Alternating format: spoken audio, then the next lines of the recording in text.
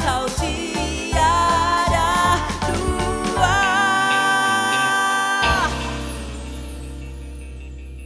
Bismillahirrahmanirrahim. Assalamualaikum warahmatullahi wabarakatuh. Saya Neno dan Ustadz Salman Al-Farisi dari Ruhama Al-Fajr ya. Kita selalu kepengen obrolan kita ini sampai ke dalam relung hati jiwa manusia, teman-teman. Karena kita pengen jadi orang yang bermanfaat kan Ustadz ya. Ya Allah. Pengen banget gitu. Jadi kita nggak sia-sia kita ngobrolin ini selain untuk Ustadz juga, walaupun Ustadz yang punya ilmunya, tapi kan tiap kali bicara juga akan dapat lagi kan Ustadz? Dapat lagi lah. Iya ya, nah, apalagi saya gitu. Nah kali ini kita akan ngobrolin, kita bilangnya ngobrolin aja saatnya, ngobrolin ku baca dengan makna untuk surah Al-Bayyinah. Iya. Al-Bayyinah, saya termasuk yang sangat suka surat ini. Iya, suka. Namanya juga ada salah satu ulama di Amerika itu membuat TV-nya namanya Al-Bayyinah. Al-Bayyinah ya? Iya. Bukti. Iya, dia bikin itu sebagai punya TV. Nah, surat Ali Al-Bayyinah. Bukan Ustadz Khan orang India. Iya, turunan. Baik Ustadz. Baik, kita mulai dengan membacanya dulu ya Ustadz. Baik. أعوذ بالله من الشيطان الرجيم بسم الله الرحمن الرحيم لم يكن الذين كفروا من أهل الكتاب والمشركين منفكين حتى تأتيهم البينة رسول من الله يتلو صحفا مطهرة فيها كتب قيمة وما تفرق الذين أوتوا الكتاب إلا من بعد ما جاءتهم البينة وما أمروا إلا ليعبدوا الله مخلصين له الدين حنفاء ويقيموا الصلاة ويؤتوا الزكاة وذلك دين القيمة إن الذين كفروا من أهل الكتاب والمشركين في نار جهنم خالدين فيها أولئك هم شر البرية إن الذين آمنوا وعملوا الصالحات أولئك هم خير البرية جزاؤهم عند ربهم جنات عدن تجري من تحتها الأنهار خالدين فيها أبدا رضي الله عنهم ورضوا عنه ذلك لمن خشي ربه Sadaqallahul azim. Ini ada dua zalika ya Ustaz. Zalika dinul qayyimah, zalika liman khasya rabbah. Khasya rabbah, betul. Masyaallah. Ini kalau tadi di luar ya, ketika ini kita diskusi dan saya menangkap benangnya tuh enak banget. Benangnya yang Ustaz tadi sempat katakan soal ada istilah baru juga yang saya baru nih. Tapi kita harus Ustaz aja yang ini baik, yang jelasin. Ya. Ya, ini kan judul surahnya aja bukti ya Bunda ya. Al-Bayyinah. Karena Allah cerita di sini orang yang belum mau beriman kepada Allah dan orang yang masih mensekutukan Allah, lam yakun ya mumfakkina itu ya. Mereka tidak akan mau menerima ajaran Allah ini hatta ta'tiyahumul bayyinah. Sebelum datang bukti yang nyata. Ketika ayat ini diturunkan, relevan buktinya adalah ayat sesudahnya. Rasulun minallahi yatlu suhufan mutahharah fiha kutubun qayyimah. Datanglah bukti yang nyata, seorang nabi, seorang utusan bernama Muhammad sallallahu alaihi wasallam yang akan membacakan suhuf, teks suci fiha kutubun qayyimah. Ya, itu Al-Qur'an maksudnya ya. Muhammad sallallahu alaihi wasallam al-Habib ya, datang membawa teks yang suci bernama Al-Qur'an. Sekarang Bunda, untuk kita sekarang, di zaman kita kan kita juga menghadapi orang yang belum mau beriman, kan gitu ya. Kita juga menghadapi orang yang masih mensekutukan Allah tanpa menganggap mereka buruk, bahwa kita orang beriman ada tugas dari Allah agar mereka juga beriman. Maka kita harus siap menjadi brand ambassador, utusan ya, yang akan membuat orang yang belum beriman beriman kepada Allah. Loh, kalau waktu itu kan ada seorang nabi. Sekarang nggak mungkin ya, karena pintu kenabian ditutup oleh Allah Subhanahu wa taala di Nabi Muhammad sallallahu alaihi wasallam. Tapi kita tetap harus menjadi bukti untuk Jadi tadi ya al-bayan itu bukti. Maka kalau dulu ada Rasulullah, hari ini ya harus ada brand ambassador tadi, yaitu kita. Menarik. Kita harus jadi bukti, kita harus jadi utusan, kita jadi brand ambassador tadi. Bagaimana caranya? Jangan disulap kita jadi rasul, karena itu nggak mungkin. Maka kita ambil inti dari Nabi Muhammad SAW pernah bersabda, innama bu'ithu liutammima makarimal akhlaq. Ini inti. Nggak ada Nabi mengsabdakan innama bu'ithu liu'allimukumus salah, untuk mengajari kalian salat, au liu'allimukumus shiyam, untuk mengajari kalian puasa. Jadi tidak, kalau saya salah bisa saja. Belum saya temukan Nabi mengatakan ini loh alasan saya diutus. Kecuali dengan mengatakan saya ini diutus untuk, kalau boleh dengan pakai nahwu dan saraf, innama, hanya untuk menyempurnakan akhlak yang baik. Salman punya tugas dari Allah, harus menjadi bukti yang nyata kepada orang beriman supaya mereka mau beriman dengan cara bagaimana? Akhlak yang baik. Jadi kalau saya masih suka buang sembarangan, sampah sembarangan, suka merasa diri paling benar, artinya bila Salman yang memeluk agama Islam tidak memiliki akhlak yang baik, maka Salman gagal menjadi bayinah. Gagal jadi buktinya. Padahal Allah membutuhkan manusia itu untuk menjadi bukti dari kebenaran ayatnya Allah. Berat juga ya. Berat. Tugasnya, ngerokok sembarangan sebenarnya tidak menjadi bukti kalau saya adalah brand ambassador terhadap orang yang belum mau beriman. Jangan sejuk. Ustaz, gini. Tapi ada yang ini kan ya, ada yang paling diutamakan. Jadi artinya maksudnya dari perilaku itu tadi, dari akhlak itu tadi. Betul Bunda.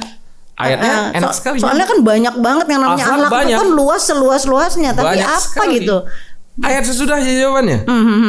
Ketika kita sudah dapat bahwa Rasulullah sallallahu alaihi wasallam adalah bukti yang nyata, dan kita harus juga menjadi bukti yang nyata dengan berakhlak yang baik, karena hadis Al-Quran dan Nabi kita Muhammad sallallahu alaihi wasallam mengajarkan kita akhlak. Ayat selanjutnya, wa ma tafarraqal ladzina utul kitaba illa min ba'di ma ja'atuhumul bayyinah.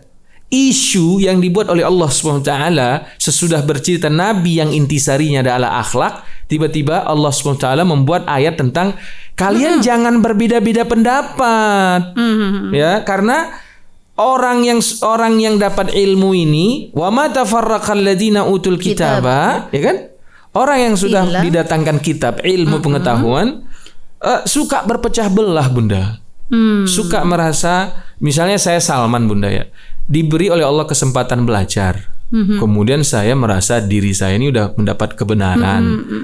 Memang kecenderungan mendapat kebenaran itu sangat kuat untuk menjadikan saya paling benar.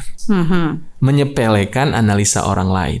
Nah, ketika saya paling benar dan menyepelekan orang lain, timbullah perpecahan.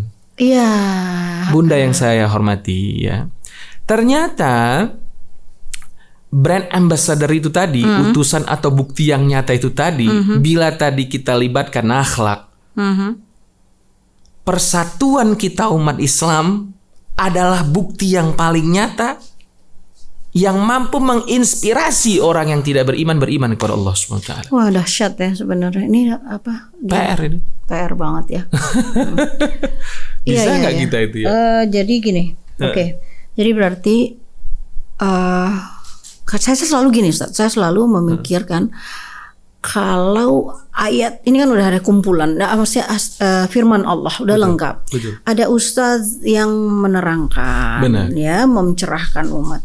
Tetapi ayat itu jalan atau enggaknya, bunyi atau enggaknya, ya ini operatornya itu kita itu. Iya. Nah, sedangkan tadi ya Mbak menarik nih untuk kasus kita ya di Indonesia ya terutama ya. Hari-hari gini ini keterpecah belahan ini luar biasa antara satu organisasi dengan organisasi, mazhab dengan mazhab, ini parah menurut saya. Berarti hari ini kita paling sedikit ya kalau kita orang di kampung misalnya gitu. Orang di kampung misalnya di masjid nggak boleh masuk orang dari mazhab lah. Bukan mazhab lain tapi apa sih namanya kalau misalnya dari organisasi atau mazhab atau apa gitu ya. Nah itu kita kalaupun kita harus bertemu dengan kesulitan kita tetap harus mengupayakan dong berarti. Bagaimana mengupayakan benar Bunda. Oh ya. Atau gini, saya sering lakukan nih Bunda. Misalnya saya mau pergi ke tempat lain ya. Sebut saya NU, sebut saja begitu ya. Tempat yang saya mau datang ini Muhammadiyah. Ya saya harus dengan rendah hati menjadi Muhammadiyah. Ya. Oh. Nah itu sebenarnya maksud saya kalau kita saling menghormati seperti itu beres. Enak. Tapi persoalannya kan semua orang misalnya maunya semua aturan ngikutin aturan dia. Yang datang nggak nyaman. Gitu ya. Oke, Ustaz. Oke. Saya waktu masih suka keliling Bunda dulu ya. Apalagi saat tarawih. Kan sering dulu saya 11, jadi imam. 23 ya. apa? Itu sebelum saya tugas, saya tanya, mohon maaf Pak, di sini 11, 23, di sini Muhammadiyah NU atau apa? Oh di sini ya, di sini Versal Ustaz boleh mana? Maka saya lakukan ini. Kalau ini Muhammadiyah, ini saya akan menjadi Muhammadiyah yang baik di situ. Gitu. Karena kalau bukan kita yang memulai mengalah dengan kebenaran yang kita yakini ya, itu jadi bukannya kita berinisiatif. Ini kata yang saya suka Ustaz, mengalah. Dan mengalah itu nggak salah. Nggak salah. Mengalah, nggak mengurangi juga mazhab yang kita anut. Nggak akan. Justru ada cerita yang menarik untuk kita pelajari bareng-bareng nih. Mudah-mudahan nggak terlalu panjang nanti jadinya. Imam Ali radhiyallahu anhu arda punya anak dua dari Fatimah radhiyallahu anha arda yaitu Hasan dan Husain. Oke. Ini tentu sudah sayyidu syababi ahli jannah. Dia adalah presidennya pemuda nanti di surga, gitu kan? Masya Allah. Sesudah Fatimah Az-Zahra meninggal, Ali radhiyallahu anhu menikah dengan seorang perempuan bermarga Al-Hanafiyah. Lahir anak satu namanya Muhammad. Kalau Hasan Husaini bin Ali, ya kan? Kalau Muhammad disebut dengan Muhammad ibn Al-Hanafiyah untuk membedakan antara zuriat yang dari Bunda Fatimah dan Bunda Al-Hanafiyah yang satunya lagi. Ini tumbuh besar nih. Hasan Husain menjadi dewasa, mereka terpaut kira-kira 10 tahunan gitu ya. Muhammad juga menjadi orang yang dewasa. Satu hari Muhammad Al-Hanafi anaknya Ali ini supaya kita tahu betapa pentingnya mengalah ini ya. Muhammad Al-Hanafiyah ini diledek oleh orang. Tahu kenapa Bunda? Karena Muhammad Al-Hanafiyah sering dibawa perang, Hasan Husain tidak. Ya kan? Orang-orang sekitarnya bilang, ente nggak sadar kalau ente mungkin kadang-kadang kan orang yang sayang sama kita tuh pengen membuat kita lebih mulai dari orang lain. Dan ini racun ya. Iya, racun. Muhammad dibilang gini, Muhammad, kok nggak pernah nanya ayahmu? Kenapa Hasan Husain nggak pernah diajak? Tahu nggak Muhammad yang jiwanya mengalah turun dari ayahnya Ali?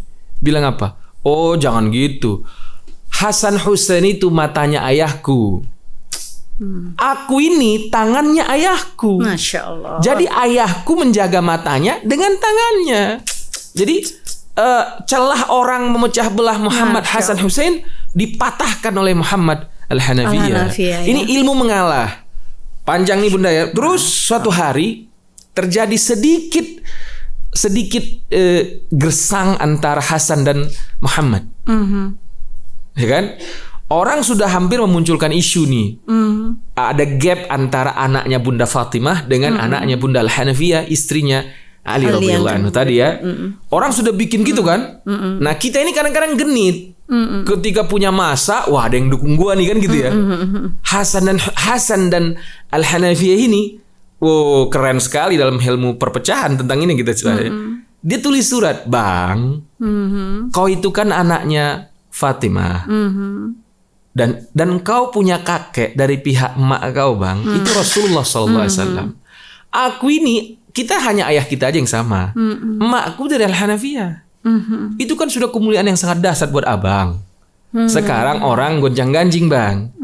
Aku usul ke abang, biar kemuliaan itu total milik abang, abang lah yang datang ke rumah. Kalau aku yang datang ke rumah abang, tuh lihat tuh lebih rendah hati tuh anaknya Al-Hanafiyah. Aku nggak mau nama abang digitukan. Aku mau abang lebih mulia total dari aku. Allah, abang yang juga punya rasa jiwa besar yang luar biasa. Oh iya deh, abang datang. Hari itu dia baca suratnya, hari itu dia datang ke rumah Muhammad Al-Hanafiyah. Pelukan mereka, ngopi, makan pisang goreng, lontong Medan. Allah. Kalau lontong Medan itu ngarang. Oh iya kalau itu mohon maaf.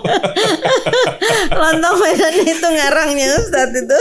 Tapi saya aduh ya Allah, kayak gitu-gitu tuh ya, cerita gitu tuh haru ya. Karena apa? Karena indah, ya, indah sekali. Aku ingin sempurnakan lagi dari keturunan Ali ini radhiyallahu anhu. Nanti Hasan akhirnya dipilih jadi khalifah kan. Secara de facto dan de jure apa istilahnya, Hasan adalah khalifah. Oke. Sementara dia punya paman Muawiyah. Nah, betul. Menginginkan kekhalifahan ini. Iya.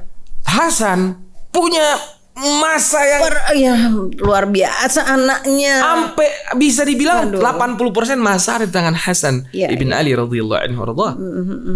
Tapi Hasan memiliki adik Muhammad Al-Hanafiyah, memiliki ayah Ali bin Abi Thalib, punya emak Fatimah Az-Zahra, punya kakek baginda Nabi besar Muhammad SAW. Dia memang buktikan kalau darahnya memang darah yang sangat mulia. Dengan sangat rendah hati dia bilang, paman kau datang ke rumah, kita bikin negonya. Ayo 4 poin, bla bla bla bla.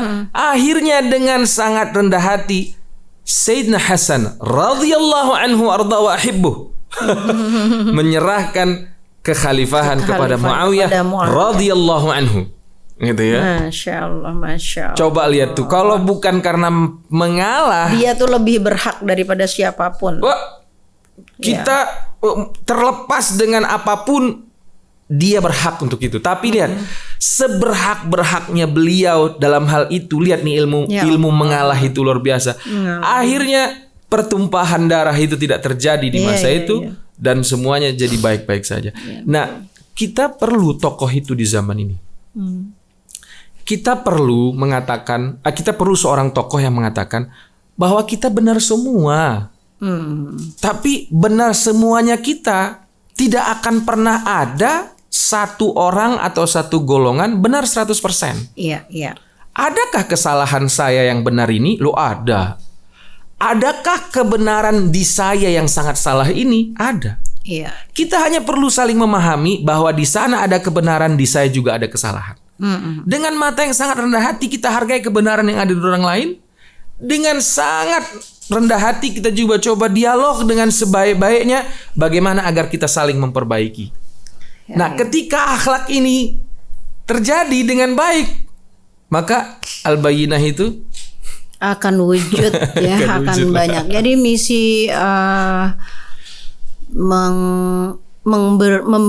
memberi porsi kepada rasa mengalah itu menjadi kunci bagi adanya jembatan atau tidak terpecah belah lagi. Kalau nggak pecah belah, katanya Al-Bayyinah, maka engkau akan bisa menjadi bukti. Engkau jadi ambasador karena Rasulullah udah nggak ada. Dan itu artinya engkau membenarkan Al-Quran ini. Gitu ya. Aku mau ngutip satu syair.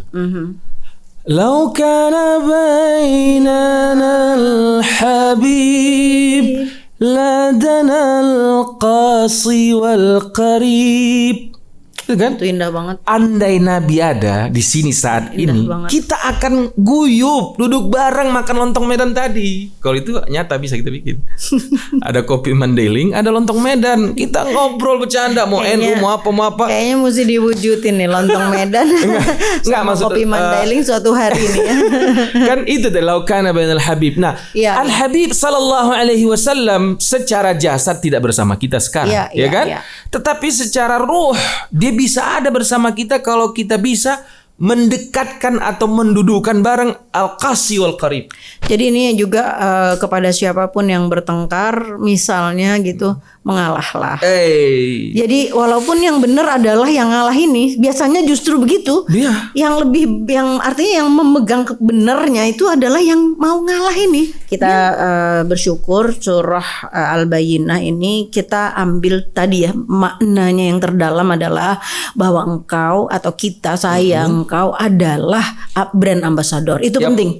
Jadi kenapa terlekat kepadamu, kepada kita, kepada saya adalah akhlak. Dan akhlaknya itu adalah akhlak yang menghindarkan diri dari perpecahan dan mengalah. Ya lebih tadi ya kalau Ustaz bilang itu aja dijalanin aja. Misalnya dijalan itu aja dalam rangka kita saya kalau gitu nerima, saya ambasador ya. Saya ambasador. Terlekat, akhlak mulia. Kalau begitu hal-hal yang tidak memuliakan, kalau gitu putuskan untuk ditinggalkan atau putuskan untuk mengalah. Supaya tidak terjadi perpecahan. Supaya enak juga nih obrolan kita ini, mengalah bukan berarti permisif atau apa sih namanya, membiarkan. Bukan. Mengalah bukan membiarkan. Kita itu penting. Iya itu dong. Penting, ya. Nanti jangan sampai ya udah ngalah, jangan. Ini ada kezaliman, terus ya udah ngalah. Enggak. Kita perbaiki dengan cara yang sekreatif mungkin. Dia hilang tapi tak terasa. Waduh, benar-benar PR. Ya Allah ya Rabbi. Tapi udah berasa sih sama saya. Iya. Maknanya itu keren. Baik Ustadz, apakah kita tutup dengan surah ayat yang akhir, bagian akhir? Kalau ya, mungkin kalau yang akhir ini kan kita tutup secara ini aja, ngalir aja ya. Sesungguhnya orang yang kafir dari orang ahli kitab, maka mereka akan dikembalikan kepada neraka jahanam. Orang yang beriman dikembalikan kepada surga, ya. Ada istilah mereka akan diberi ridha oleh Allah Subhanahu wa taala bagi orang yang beriman, ya. Orang yang beriman diberi ridha oleh Allah Subhanahu wa taala. Saya kira dari ayat sesudah wa matafarraqal ladzina utul kitaba itu ada yang menarik sini, mereka adalah seburuk-buruk makhluk ya kalau itu. Satu lagi yang menarik sebenarnya kita lupa, wa ma umiru illa liya'budullaha mukhlishina lahuddin. Iya. Ini mungkin juga harus kita ingatkan ya, mohon maaf waktunya jadi bertambah sedikit. Enggak apa-apa. Ketika Salman menjadi brand ambassador yang mengalah tadi, yang untuk menjadi bukti agar orang yang belum beriman juga beriman, itu ya, kita harus lillahi ta'ala. Masya Allah. Ya. Karena memang Bunda ya, menjadi bukti untuk orang yang belum beriman agar beriman itu lelah, berat, bukan tugas yang mudah. Apalagi apa ya saya bilangnya, di zaman kita ini kita punya kebutuhan, kita punya ini, kita punya banyak sekali. Sementara berjuang di wilayah ini, kita harus tahan lapar, kita harus tahan cacian, tidak harus banyak sekali yang harus kita tahan. Nah, tapi mau dicaci, mau dimaki, mau lapar, tidak terhormat, tidak dipandang, apa itu semua akan hilang ketika kita nawaitu lillahi ta'ala. Baik, ya mudah-mudahan nih jadi terpicu, termotivasi, terinspirasi untuk mengambil kesempatan pertama. Ayo ya laskar-laskar laskar-laskar surga nih, mengambil kesempatan pertama untuk kubaca dengan makna ini, dihirup seperti teh atau seperti kopi Mandailing tadi. Rasakan kelezatannya. Rasakan kelezatannya membaca dengan makna. Mudah-mudahan banyak yang bisa mendapatkan manfaat ya Ustadz ya. Saya bersyukur bisa mendampingi Ustadz. Insya Allah saya Neno Warisman dan Ustadz Salman Al-Farisi dari Ruhama Al-Fajar. Insya Allah bertemu lagi. Terima kasih ya kru semuanya. Mas Rudi, Mas Faisal, Mas Misbah. Misbah sedang belajar untuk membawa tangannya jadi lebih kuat ya. Pakai gimbal. Assalamualaikum warahmatullahi wabarakatuh.